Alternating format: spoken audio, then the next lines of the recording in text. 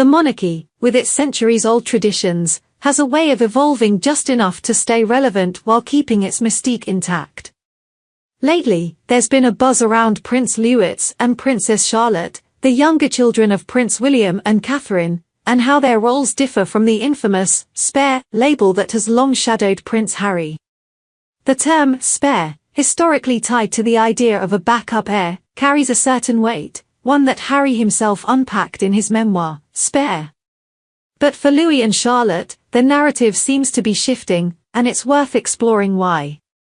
Prince William, as the heir to the throne, has always been the focal point of the Wales family's royal duties. His eldest son, Prince George, follows directly in his footsteps as the future king.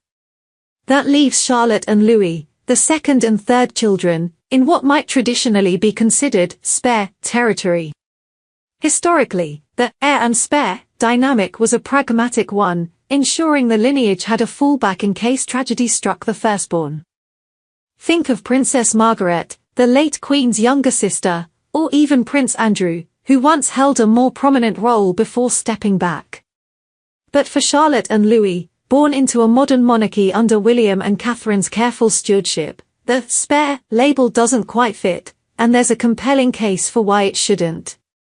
One of the standout reasons is the deliberate parenting approach of the Prince and Princess of Wales. William and Catherine have made it clear they want all three of their children to feel valued, not just as cogs in a royal machine but as individuals with unique contributions. This isn't just speculation, it's evident in how they've raised George, Charlotte, and Louis in the public eye. Unlike previous generations, where the heir was groomed relentlessly for the throne and the spares were often left to carve out less defined roles, the Wales family seems intent on leveling the playing field. Charlotte, at 9, and Louis, at 6, aren't being sidelined as mere backups. Instead, they're being given space to develop their personalities and, eventually, their own paths within the royal framework. Take Charlotte, for instance. She's already showing signs of a strong, poised character, qualities that echo her great-aunt, Princess Anne, one of the hardest-working royals of her generation. Observers have noted Charlotte's knack for keeping her brothers in check during public appearances, like her gentle nudges to Louis at Trooping the Colour. She's not just a princess in title, she's a presence. And Louis, with his cheeky grins and playful antics, like stealing the show at the Platinum Jubilee, brings a warmth and relatability that endears him to the public. These aren't the traits of spares languishing in the shadows, they're the makings of royals who could redefine what it means to support the crown. The shift also ties into the broader modernization of the monarchy. King Charles III, and now Prince William as the next in line, have been vocal about streamlining the royal family. Fewer working royals mean more responsibility and opportunity for each member. In the past, spares like Harry might have felt adrift, their roles unclear as the heir took center stage.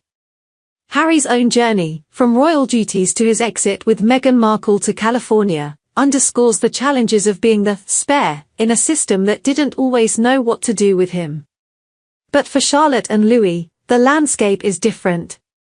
The slimmed-down monarchy means they're less likely to be relegated to the sidelines and more likely to take on meaningful roles, even if they're not in direct line for the throne.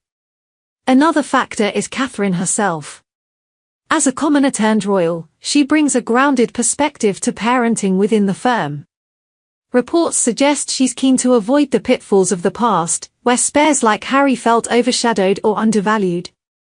Catherine's influence is palpable, she's often seen guiding her children with a hands-on approach, whether it's at school events or charity outings. This nurturing style contrasts with the more formal upbringing of previous generations, where duty often trumped personal connection. For Charlotte and Louis, this means a childhood that prioritizes normalcy alongside their royal responsibilities, a balance that could spare them the existential crises Harry has spoken about so candidly.